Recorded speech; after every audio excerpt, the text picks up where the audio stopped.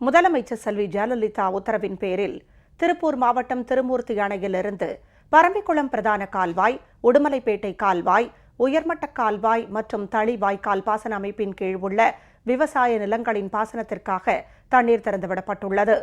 இதன் மூலம் கோயம்புத்தூர், திருப்பூர் மாவட்டங்களில் 97,000 ஏக்கர் நிலங்களுக்கு பாசன வசதி அளித்துள்ள முதலமைச்சர் செல்வி ஜெயலலிதாவுக்கு விவசாயிகளும் பொதுமக்களும் தங்களது நெஞ்சார்ந்த நன்றியை தெரிவித்துள்ளனர்.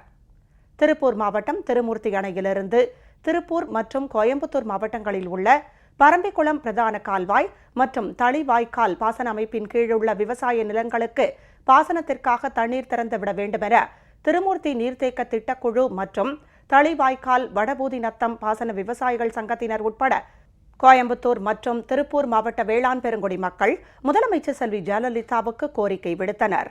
வேளாண் பெருங்குடி மக்களின் வேண்டுகோளினை ஏற்று திருமூர்த்தி அணையிலிருந்து விவசாய நிலங்களின் பாசனத்திற்காக தண்ணீர் திறந்துவிட முதலமைச்சர் செல்வி ஜெயலலிதா உத்தரவிட்டிருந்தார்.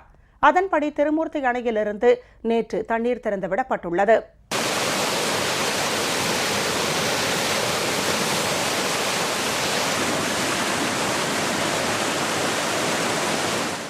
இந்நிகழ்ச்சியில் திருப்பூர் மாவட்ட ஆட்சியர், பொதுப்பணித்துறை அதிகாரிகள் மற்றும் விவசாயிகள் உள்ளிட்டோர் கலந்து கொண்டனர்.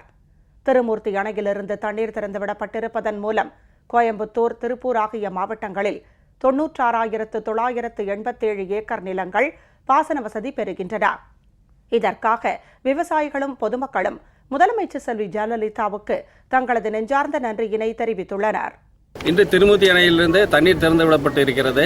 பயிரிட்டுள்ள மக்காச்சோளம், தென்னை, கரும்பு போன்ற பயிர்களுக்கு மிகவும் உதவிகரமாக இருக்கும். அம்மா அவர்களுக்கு நன்றியை தெரிவித்துக் கொள்கிறோம்.